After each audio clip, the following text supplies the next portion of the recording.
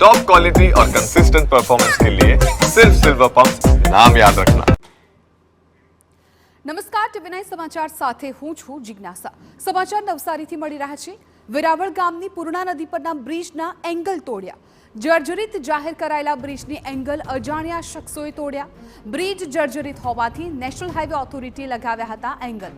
સાવધાનીના ભાગરૂપે 2 દિવસ પહેલા જ આ એંગલ લગાવવામાં આવ્યા હતા। સ્ટેબિલિટી રિપોર્ટ નેગેટિવ આવતા ભારે વાહનો પર મુકાયો હતો પ્રતિબંધ। એંગલ તૂટી જતા ભારે વાહનો થઈ રહ્યા છે પસાર। જો કોઈ દુર્ઘટના સર્જાય તો જવાબદાર કોણ તે સવાલ થઈ રહ્યો છે। ઉલ્લેખનીય છે કે ગંભીરા બ્રિજ દુર્ઘટના બાદ રાજ્ય સરકારે તમામ જૂના બ્રિજોનો સ્ટેબિલિટી રિપોર્ટ કરવા આદેશ આપ્યો હતો। ત્યારે નવસારી શહેરના વેરાવળ ગામ નજીક પૂર્ણા નદી પર 47 વર્ષ પહેલા બનેલા બ્રિજનો સ્ટેબિલિટી રિપોર્ટ નેગેટિવ આવ્યો હતો, જેથી બ્રિજ પર ભારે વાહનો માટે પ્રતિબંધ મૂકવામાં આવ્યો હતો। બ્રિજના બંને છેડે એંગલ મૂકીને આળસ ઊભી કરવામાં આવી, જેને અજાણ્યા વાહન ચાલકો દ્વારા તોડી પાડવામાં આવ્યું છે। પરંતુ હવે એંગલ તૂટી જતા ભારે વાહનો મોટી સંખ્યામાં પસાર થઈ રહ્યા છે। જો કોઈ દુર્ઘટના સર્જાય તો જવાબદાર કોણ તેને લઈને હવે અત્યારે સવાલો ઉઠી રહ્યા છે।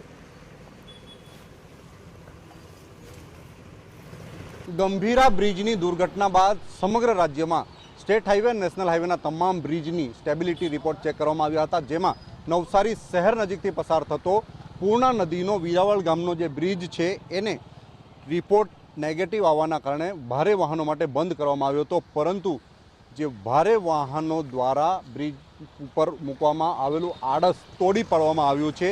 આ જે દ્રશ્યો દેખાઈ રહ્યા છે, વેરાવળ ગામે બ્રિજ પર આડસ સ્વરૂપે મૂકવામાં આવેલું અને ભારે વાહનો માટે પ્રવેશબંધી ફરમાવતું જે બોર્ડ છે એ તોડી પાડવામાં આવ્યું છે। અજાણ્યા ઇસમો દ્વારા આ સમગ્ર બ્રિજને તોડી જે કંઈક આડસ હતું એને તોડી પાડવામાં આવ્યું છે, જેને લઈને હવે આ જગ્યાએથી વાહનો મોટી સંખ્યામાં પ્રસાર થઈ રહ્યા છે।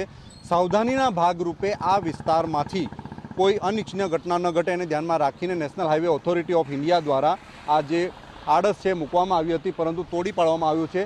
સમગ્ર જે કંઈક બ્રિજ છે એનું સ્ટેબિલિટી રિપોર્ટ નેગેટિવ હોવાના કારણે આડસ રૂપે મૂકવામાં આવ્યું હતું, પરંતુ એને જે કહી શકાય કે તોડી પાડવામાં આવ્યું છે। કેટલાક લોકો સાથે વાત કરીશું જે આ વિસ્તારમાં રહે છે। આ શું કઈ રીતે મૂકવામાં આવેલું હતું આજે આડસ છે? આ લગભગ જે મોટા વાહનોને અહીંયાથી અવર જવર ના થાય અને બ્રિજનો જે નેગેટિવ રિપોર્ટ આવ્યો છે તેના માટે આ મોટા વાહનો માટે પ્રતિબંધિત કરવા માટે આ વસ્તુ મૂકવામાં આવી હતી। હાલ 2-4 દિવસ પહેલાં જ આ વસ્તુ મૂકવામાં આવી હતી।